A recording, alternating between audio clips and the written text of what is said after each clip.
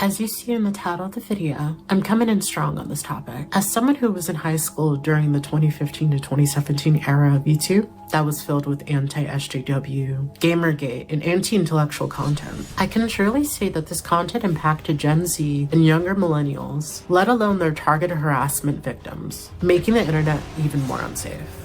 I was greatly impacted by this content, especially being the only Black and trans person in Orange County, the Orange County suburbs being the reddest part of SoCal, which constantly alienated me as I spent my entire life being the only Black student in all my classrooms. The normalization of racist and bigoted content has lasting effects. The further normalization of the N-word thanks to iDubbbz and his peers. I and other Black people being forced to bear people saying it's just a word as they purposely say it around us. The casual, disingenuous, anti-intellectual, and racist takes on Black Lives Matter made it harder to get progress made in the fight against police brutality. While Black and brown lives were being lost and queer people were fighting for visibility to expand our rights, these so-called edgelords made millions of dollars punching down on marginalized people. This ultimately created what we know as the alt-right pipeline. We start off watching bigoted and racist comedy videos that would lead to even more outwardly right-wing content being recommended in the algorithm. Before a minor and a young college student knows it, they'd end up on a Ben Shapiro, Alex Jones, Richard Spencer, and/or Stefan Molyneux's videos. This radicalized and indoctrinated so many people, which led to Trump getting elected. I was one of the victims of such a pipeline when I first found Blair White in 2015. The self-hate it built within me that I was forced to undo on my own without any help of the now rebranded bigoted creators. BIPOC and queer people had no choice but to live with the traumas of surviving this hateful content. We were just collateral damage to their means to their ends of making a buck on regressive content. In the second quarter of 2017 was when YouTube finally stepped in and did something about the monetized content since advertisers were pulling away from the platform, forcing these creators to slowly rebrand unless they risked losing their platform or income they made online, making it less lucrative unless you were the top dogs that went further right like Candace Owens and Blair White. So it's understandable when BIPOC and queer people are skeptical when we see a 6 to 7 year later apology after the money was already made, long after houses, cars, high-end clothing, Birkin bags were bought, expensive tattoos, fancy dinners, investments, and more were already made off of racist and bigoted content. So yes, it rings hollow when we get the bare minimum crumbs of an apology that only benefited them since it put their mostly white audience back in good graces with them. They were deemed brand friendly again, which raised their income, giving them even more opportunities outside of YouTube. While many forget all the people they ran off the platform and even the internet altogether, it pisses me off the more I think about it, which now turned into this video essay exploring whether or not these creators have changed and done the needed work to be worthy of forgiveness. So with all that being said, let's jump into this crumb apology that so many kept saying was the best of YouTube apology videos. For a while, I felt like if I changed my content over time, that people would see that as a reflection of who I am and what I value, but I'm starting to realize that that is a very weak and passive way to, run my channel and live my life, and then make a video about how it's okay to say slurs. I think I should have the balls to make an apology video and take accountability for the mistakes I've made. So that's what this video is. I've realized that I need to be crystal clear about what I believe, so there's no room for ambiguity. I am responsible for creating a lot of hurtful and damaging content on this channel, and I've also created a culture of apathy and a lot of cruelty as well. Some of the videos I've made have been very not edgy. I don't think they some of these videos were edgy. I think they were just outright cruel. So I don't want people to, get it confused about, where I stand. I have made some cruel, hurtful content, and I was being very bigoted in a lot of my videos, and I justified it because, I didn't think it was too serious. And I thought that people were going to see that I had good intentions, but that's so silly, Casual racism is still racism. Casual bigotry is still bigotry. Good intentions, that means nothing in the long run when the impact is greater than their supposed good intentions and using the N-word uncensored. I also want to say that there's no such thing as casual racism, especially when you're using the N-word. It's just racism. This idea of casual racism is only afforded to white people since they're punching down on everyone else but themselves. It's such a cop-out mentality, and to still use that phrase, casual racism, shows me he hasn't dug deep enough, especially when he literally called black people the N-word in his videos, which is an insult to write off as casual racism. This is also the only time in his videos or other appearances where he uses the word racism. He hides behind the words bigoted and harmful, which doesn't necessarily mean racism. You can make bigoted content that isn't racist. It's the fact that he knows that racism stings more than the word bigoted does. This is where I started to peep at the manipulative nature of his apology. He had the acorns to say the N-word fully uncensored so many times in videos that had nothing to do with content cops, so he should have the acorns to say racist in his apology video more than once, and definitely not hiding behind the term casual racism. I know that this apology isn't enough. I've clearly done a lot of damage. You know, these videos have been up for a long time and have accumulated millions of views.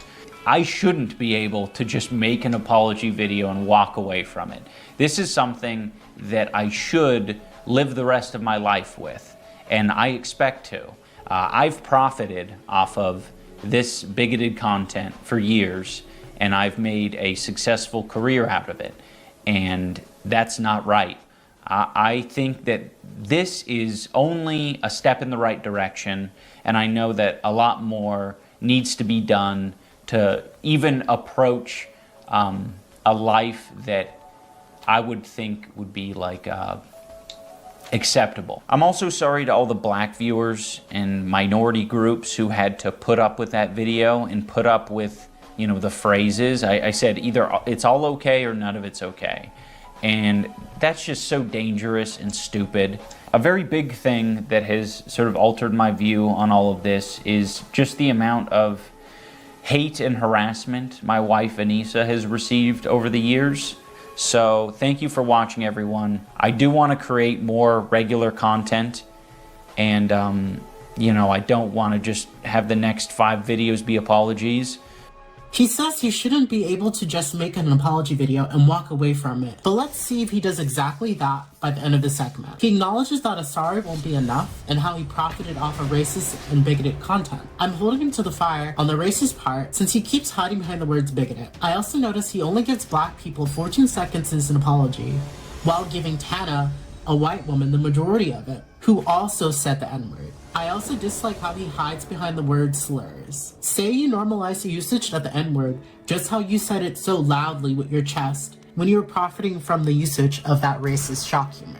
I'll revisit his wife later in the video, but let's laser in on him saying he just wants to make regular content. Like he said, he doesn't want to make 5 apology videos, which is starting to sound like a contradiction to his earlier statements on how he shouldn't just be able to make an apology video and walk away from it all. But let's see what action he has made since then. Before I do, let's peek at a few black people's thoughts on his apology that most of the viewers still weren't checking for, just how we were ignored in 2016. I appreciate him finally coming over and making this video, but I don't forgive you mainly because it's too damn late. Like, you waited years to do this. People have been telling you what you was doing was wrong for years. You waited so long, and the fans you pushed into being outright demonic people have already hardened, and they don't need your validation to continue being terrible people. They're gonna watch this and say he's just a soy boy leftist now. Like, they don't need you anymore. So, and you can't apologize and just say, oh, it was bad that I said the N-word. You said it a bunch of times, bro. Several times per video. Like, yeah, it's good to apologize, but nobody.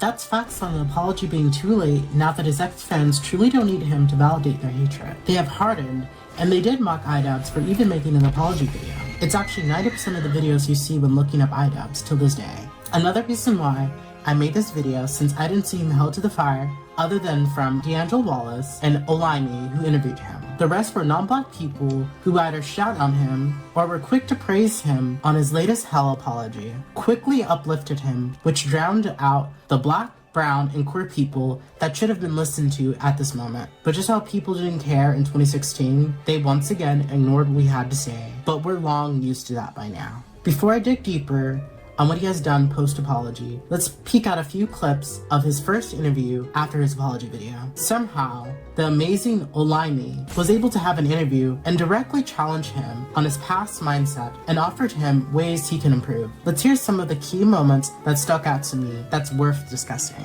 In his apology, he singled out only one creator. At first, the only name he singles out to apologize to in this video is a white woman. Francesca, okay, we're right here. We are right. I mean, I got clocked out immediately. But it's even the center of what I believe drove the desire to go this path, because I think his audience, what happened is the audience... They were attacking his wife. And that is the tea. And that's the tea. That's when it got real. and that's what I'm like, so... It got real for you when a white woman was hurt. I'll be honest, I at first didn't think of the Tana angle, so seeing two highly respected black women quickly point that out made me feel a little embarrassed with myself, but then quickly turned into anger. Like they said, he centered whiteness even within an apology for anti-blackness and racism towards black people. Francesca Ramsey, one of his victims, who was also one of the largest targets by anti-SJW creators in 2015 through 2017, clocked how it got real for iDubbbz once his wife was impacted. Of course, his wife doesn't deserve any hate she's gotten from iDubbbz fans, but let's look deeper into the mindset of ignoring how he hurt a whole generation of black people with no care. What I find interesting is that even in apologizing for doing racist things, a white woman is who was apologized to, as though there weren't black people who were called the N-word. And I wonder, because that took me down a rabbit hole of watching, videos, and I saw a content cop you did on Jinx. On camera. You don't get a break in the beginning. No resting. 100% 24/7 grind. Damn, this is on the grind. You call these black people, you call black people themselves the N-word, but they aren't singled out in the apology, and I wonder why it is that that's the case. This was a royal moment in this interview because I highly doubt it even crossed his mind that he focused so much of his apology to Tana, yet not a single apology to any black creator, as if he didn't call them the N-word multiple times. This shows us he didn't even think as deeply as people who accepted his apology on the behalf of black people stated. It's truly giving PR vibes, but let's keep going. I totally get Francesca's feelings of you can't undo 5-10 years of harassment that I've received. So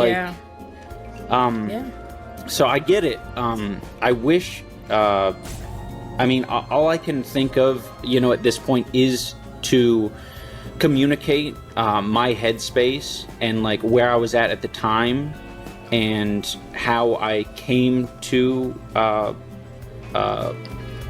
terms with understanding my role and responsibility in our community, and just communicate to that to people, because that's as close as I can get to undoing things or fixing things. Yeah, I've had to interact with boxing is a community that has a lot of marginalized people in it. There are a lot of black people in boxing, Mexicans. It is super popular around the world. It's also quite interesting to hear him admit all he can think of was offering crumbs. Crumbs for the hurt, damage done, and radicalized fans who harassed and likely voted for Trump, who stripped away rights from marginalized people. I can't help but to point out how he said Mexicans instead of Hispanic or Latino people. I'm half Mexican, but I'm well aware of how cringy it is to group all Latino people together under Mexican when that doesn't accurately represent the many different Latino people. Also, it's weird to group nationalities when you're talking about ethnic and racial group identities, since white people can identify with being Mexican. Say I'm nitpicking, but this stuck out to me. The way they're black people's platforms that you brought down, bring some black people's platforms up. I think that's a good idea, and I'm going to take your advice on that. Soulbunni gave a perfect suggestion to iDubbbz on bringing black content creators' platforms up. Yet, a year later, he has not done that, despite him saying it's a great idea since he ran black content creators off the platform. He literally just used this interview as PR and went right back to doing him, confirming his prophecy on how he shouldn't just be able to make an apology and walk away from everything. I even triple-checked when going through his channel Yet, I couldn't even find a playlist or community tab post. So my next step was to check his Twitter to give him the benefit of the doubt. But the most he did was quote tweet Olani's interview with him. This is why I'm frustrated with the handful of white creators who ran to welcome him with open arms, grinning wide as hell, while he hasn't even attempted to do more than the bare minimum, which was an apology. He got away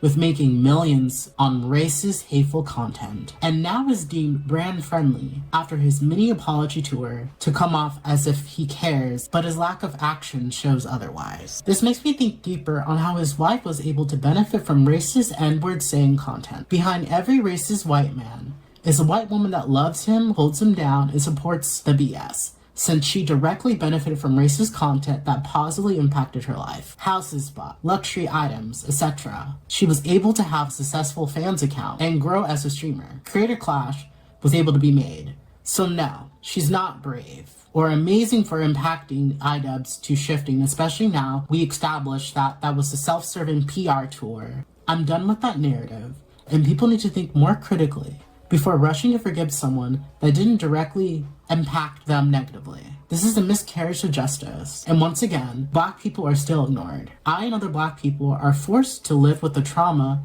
of his racist content. I won't ever get the unbearable years of high school back when the N-word was thrown my way by so-called edgy white kids in my suburban area. Trauma that impacted the way I navigate through the world till this day. But that's nothing new for Black Americans. Suggestions I can give iDubbbz that I know he won't even bother attempting to remedy are so simple it's enraging. He easily can put together a playlist for Black and brown people, do fundraiser streams with large content creators to help put together a Black creator fund to share the wealth he made off of our suffering. But we all know he's too busy running to the bank with the income he's gained from this apology tour. Believe it or not, iDubbbz isn't even the biggest person I personally have a bone to pick with. Chris Reagan, a slightly lesser known but also had a rebrand after making thousands of dollars off of bigoted, racist, anti-intellectual content. He also was one of Francesca Ramsey's biggest harassers, as for some reason he had such a hate boner for her simply making anti-racist content for MTV. The amount of now deleted Gamergate videos he made, joining in on the dog pile on Arnita Sarkeesian, the wild stuff that would come out of his mouth, and narratives he would push,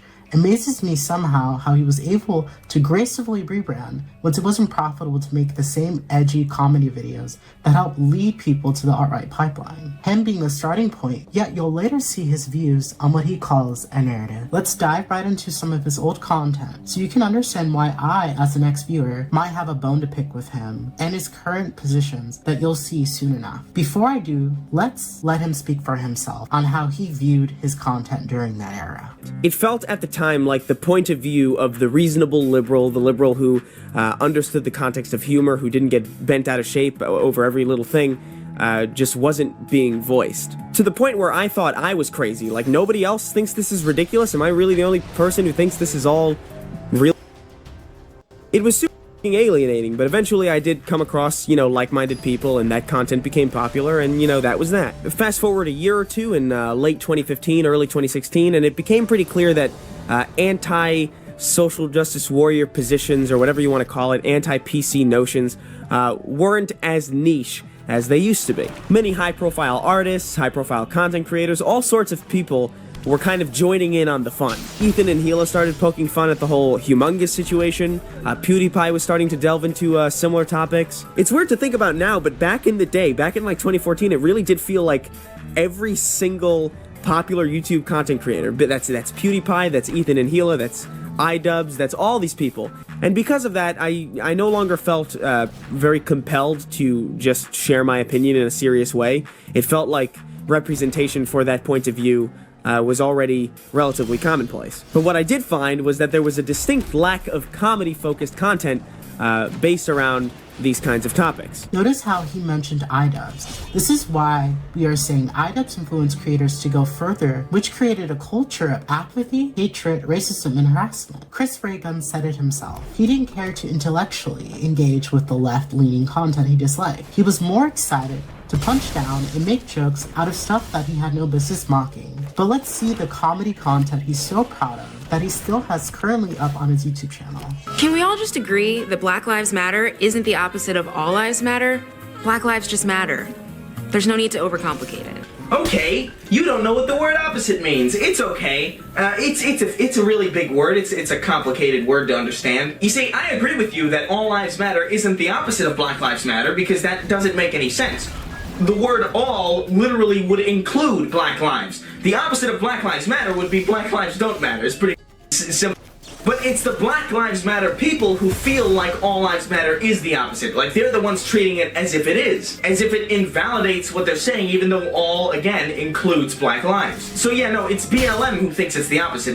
No one else is under that impression. Started off heavy, calling Black Lives Matter as the opposite of all lives matter. Loudly, wrongly, and boldly pushing the straw man of All Lives Matter, whose roots is simply a racist counter-protest to Black Lives Matter by triggered white and anti-black people. He confidently pushed such ignorant, harmful rhetoric, supporting the All Lives Matter's lies, and demonized the whole black social justice movement.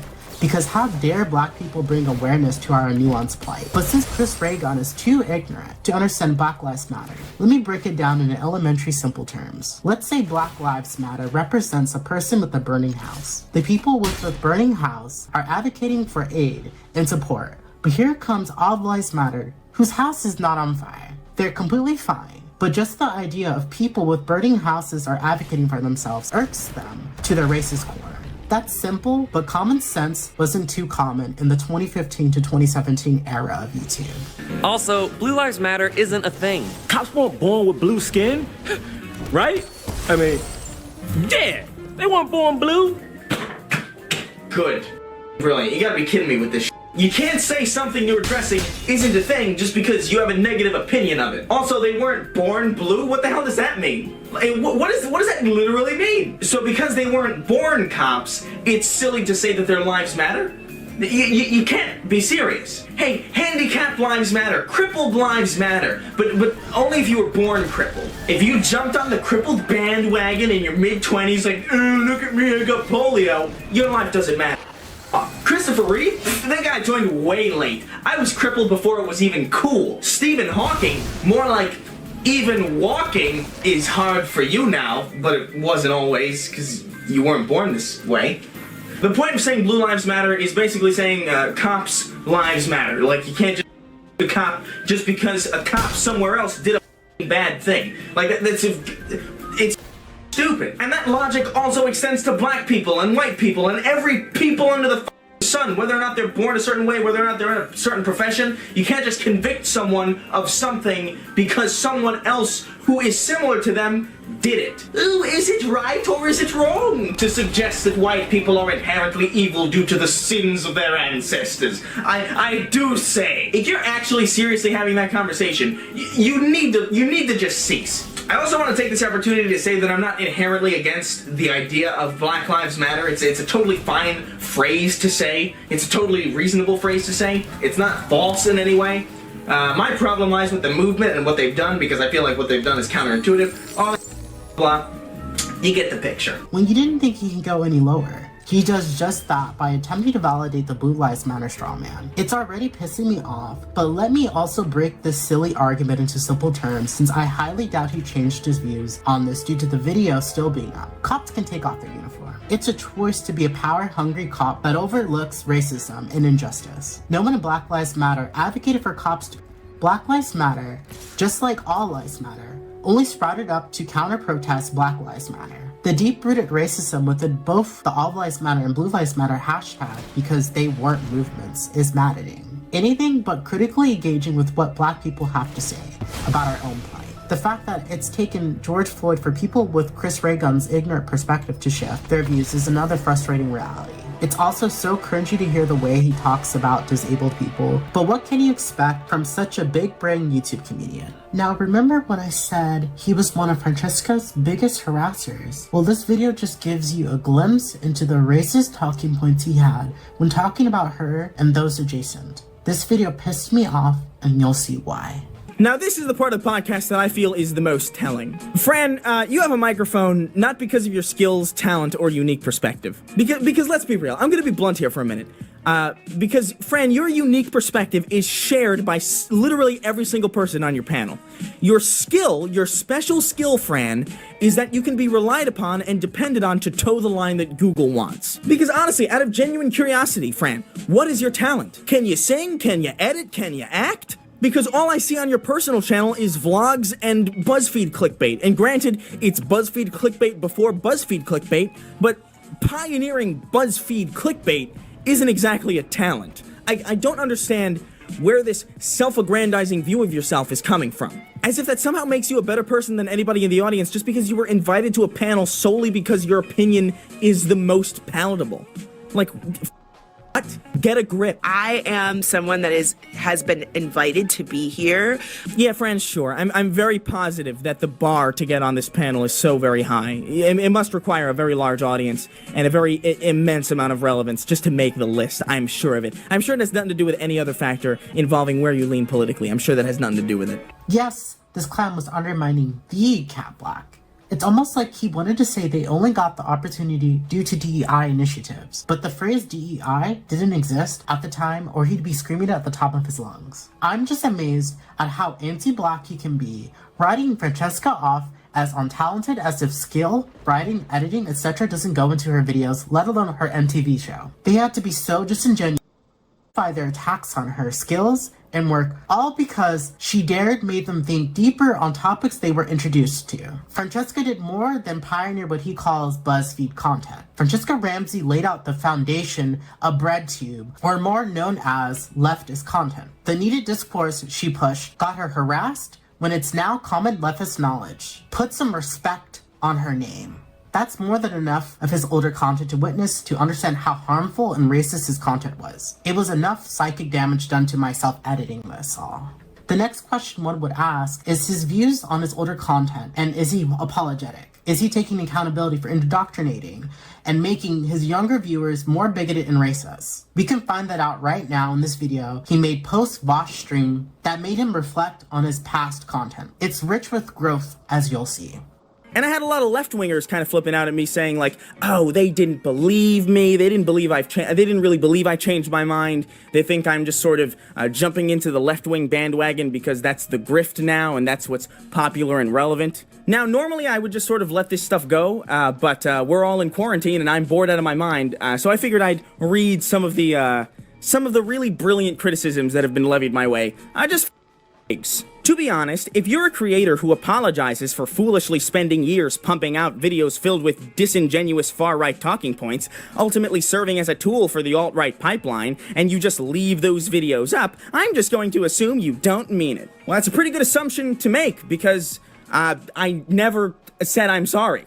I never once apologized in that entire stream. You see, acknowledging that you've made mistakes in the past and working to change those actions so that you make fewer mistakes, that's not an apology. I know you want an apology, like really desperately. I know you get off the thought of people groveling at your feet, but no, I didn't apologize. Instead, I just decided to better myself and not rely on fucking useless apologies and just flowery words. I can remember literally every single apology that I've genuinely given since 2010 because I give them out so rarely, because I like to be the kind of person that when you get an apology from me, you know I mean it. And I know this is like an old topic, but I never actually got around to throwing my hat in the ring. I'm not gonna take my hat off because my hair looks fucking terrible. But I really, really hate, like genuinely loathe this pipeline conversation because it's full of so many arbitrary stops and random conveniences, it just infuriates me. Your mild political satire was misappropriated by the alt-right and used to draw more people into the alt-right. I know because I know several people who have told me that this happened to them. Well, that's wonderful, that's great. I've also received hundreds of messages from people saying that people like me, Shoe on Head, and Armored Skeptic were the people that kept them from falling deeper in to the rabbit hole. So what do you want me to do? You want me to apologize for content that potentially helped plenty of people as well? And even beyond that, the whole pipeline thing is just a game of like, who's responsible hot potato. It's annoying. This blew my socks off hearing him be so unapologetic and literally taking the opposite approach than IDubbbz, thinking just bettering himself is sufficient while leaving up his bigoted content, including the videos harassing Francesca Ramsey. His views of apologies is so toxic, the machismo to the max. I don't throw around the word narcissistic lightly ever, especially as someone who dated a genuine narcissist, but this gives parallels to what I identified with my past abusive relationship. I'm shocked he had the nerve to confidently record this, but it doesn't stop here. The audacity to boldly dismiss the alt-right pipeline because it's annoying to him, since he was literally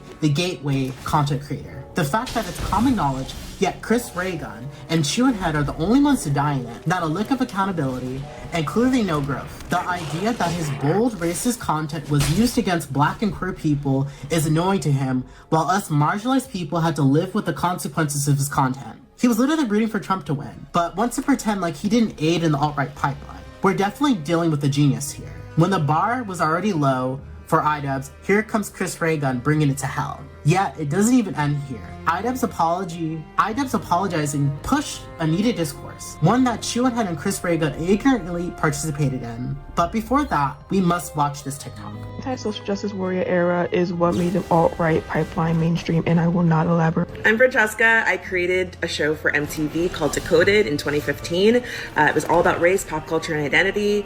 8 seasons, over 90 episodes, and that entire time I was harassed by anti-social justice warriors on YouTube. So they would make these videos debunking my content, calling me names, sometimes using racial slurs, saying that I should unalive myself, that I should be SA'd, that I hate white people, that I hate men. They would talk about my now ex-husband, but it was all under the guise of comedy. And the thinking was that they were purporting that marginalized people are lying about our experiences, we're lying about our history, we are making a big deal out of things that don't matter, and we're creating words out of thin air, which, hello, that's where words come from. Someone has to make them up. And because these videos would target people that were extremely online and in need of community, they were able to dupe people into consuming hours worth of content that had no research or fact-based evidence at all. They were pure opinion. And as we've seen with the pandemic, a lot of people don't understand the difference between opinions and facts. And when someone makes a 40-minute video debunking a 5-minute episode of MTV Decoded filled with lies and misinformation and straw man arguments, it's impossible to debunk it yourself without getting sucked into a hole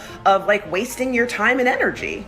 I will never forget a guy made a whole music video that was animated, starring a character that looks suspiciously like me. I used to have locks, and so this was a black girl with locks, and it was all about how triggered she was and how upset she was, and essentially like creating this narrative that people who advocate for social justice are actually the ones oppressing white people, oppressing men, oppressing straight people. I mean, this guy spent money to have a video produced. He went into the studio. I mean, it was well done. Like, these people were making a living off of talking about me and spreading lies and essentially creating fascism-like content. So these people were essentially primed to consume alt-right content because they were being essentially fed it through comedy videos from their favorite creators. Well said from the source herself. She's read about it being a waste of time going back and forth with their content that had no research or genuine attempt of entertaining. It reminds me of a Toni Morrison quote. The function, the very serious function of racism is distraction. It keeps you from doing your work. It keeps you explaining over and over again your reason for being. Somebody says you have no language, and you spend 20 years proving you do. Somebody says your head isn't shaped properly, so you have scientists working on the fact that it is. Somebody says you have no art, so you dredge that up. Someone says you have no kingdoms, so you dredge that up. None of this is necessary. There will always be one more thing. I wanted to laser in on the summer of last year. Thankfully, I've saved many screenshots to put everything together chronologically. This took a lot of psychic damage to relive this moment, since I was targeted when I spoke up. Like I said earlier, IDubbbz apologizing opened up a discourse on old wounds. It made many of us to reflect on how we were impacted and what creators came to mind that participated in the BS. An ex-Head fan spoke up, which went viral since Shu and Chris Ray-Gun quote tweeted, dismissing them and invalidating the fact that their content indoctrinated young viewers and created self-hate in some viewers. The mental gymnastics were extreme that I couldn't help myself but to chime in since I was an ex-viewer as well who had to undo the damage done to me mentally. This led Chris Ray-Gun to argue in my comments downplaying his negative impact. Francesca at the time was going viral as she learned about the iDubbbz apology and called out those who harassed her, like Chris Ray Gun. She laid out all the receipts and pointed out the animation that was based on her that got millions of views. This video you're about to see by Francesca made me and others emotional as she candidly speaks her mind in pain. A lot transpires after this, so listen closely to what is said. I didn't intend on making a video about this, but I'm so angry that I just have to say something and just get it out and let it go.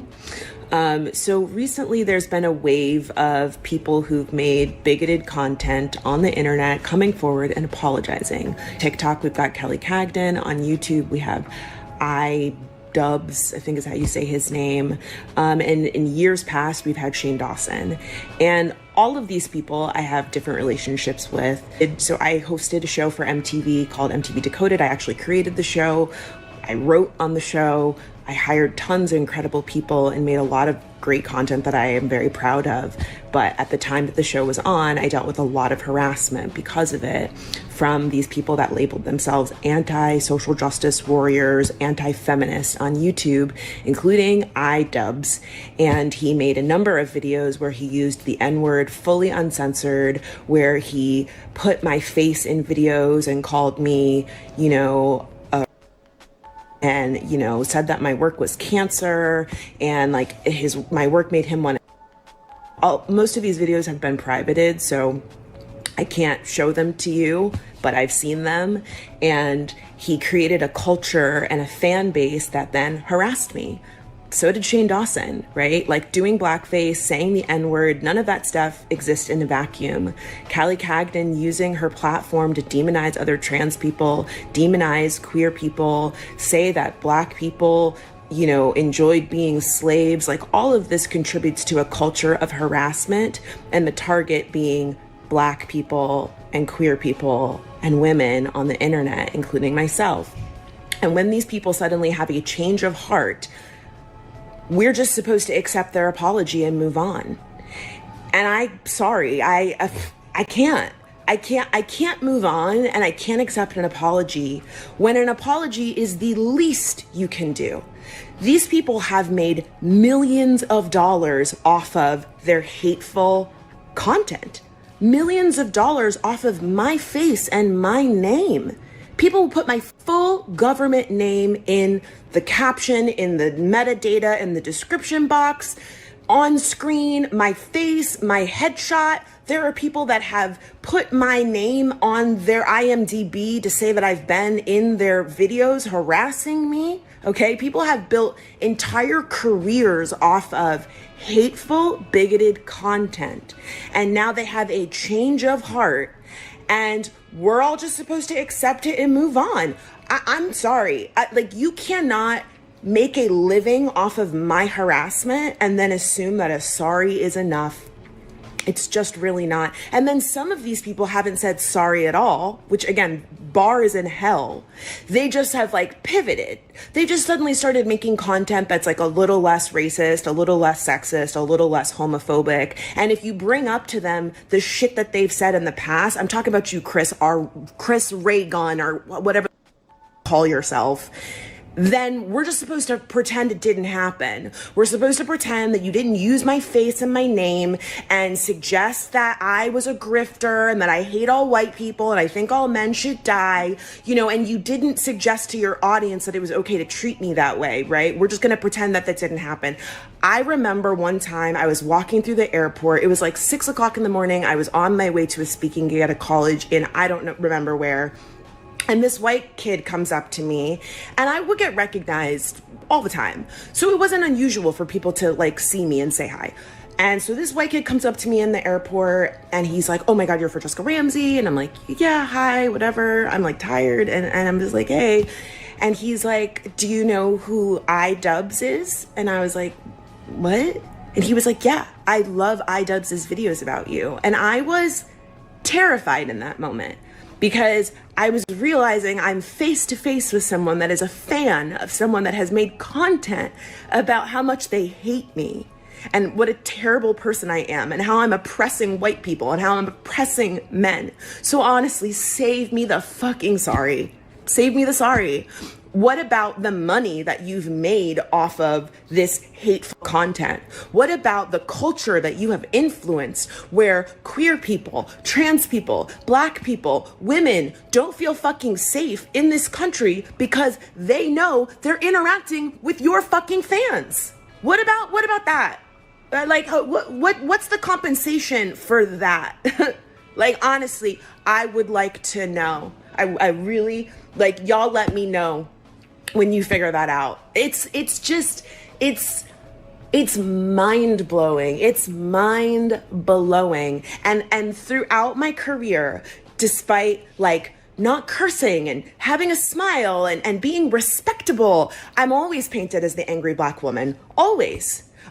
I'm always untalented. I'm always a harpy. I'm always, you know, making something out of nothing. Always. And now, while I'm sorry is just supposed to wash it all away. Well, this is a response to everyone that's made harassing content about me over the course of my decade-plus career. Chris, Shane, iDubbbz, I don't even know what his fucking real name is. Apology not accepted. Will never be accepted. I am not looking to reform, be buddies with racists or bigots.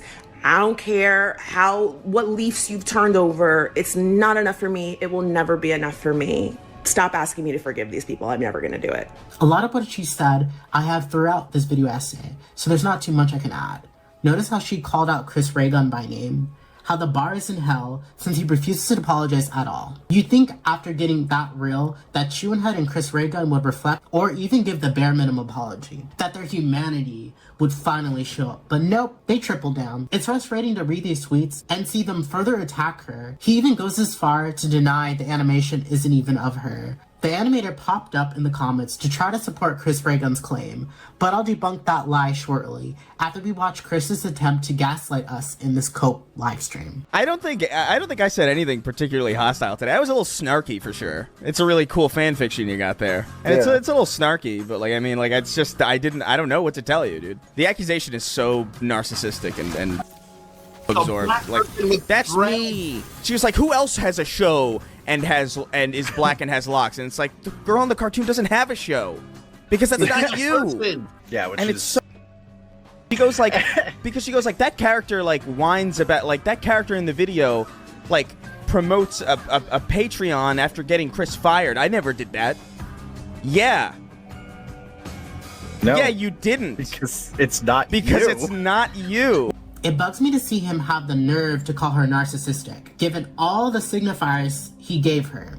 Me being an art major knew this didn't add up, so I tweeted at the artist, since it just didn't add up. Especially when this is from an era where black people were made fun of for asking for representation, where none was found. The math wasn't mathing, so I directly asked where the inspiration came from. He said the quiet part out loud. What a hilarious impersonation of a racist idiot. There you have it, from the artist himself. Let a bigot talk, and they'll tell on themselves when pressed with the right questions. Chris Ray Gun and the animator tried hiding behind the technicality of it not technically being her. It's a game of semantics. As this all started to come to a wrapping point, I dropped one last tweet that got the devil themselves responding. It's so rich reading the comments coming from him. So Chris Ray Gun, this is me playing ball a year later. I apologize for everyone that got psychic damage for watching this video till the end. People weren't being critical enough or didn't cover the needed angles for iDubbbz, and I couldn't find a video on Chris Ray Gun. Two perfect examples why quickly giving forgiveness to bigots who haven't done the work isn't a good idea. I've come to terms with whatever might come my way for making this video. What matters more to me is that black, brown, disabled, and queer people feel seen. I also wanted to put some respect on our girl Francesca's name. She's owed so many apologies and more. I lastly want to mention that I'm having a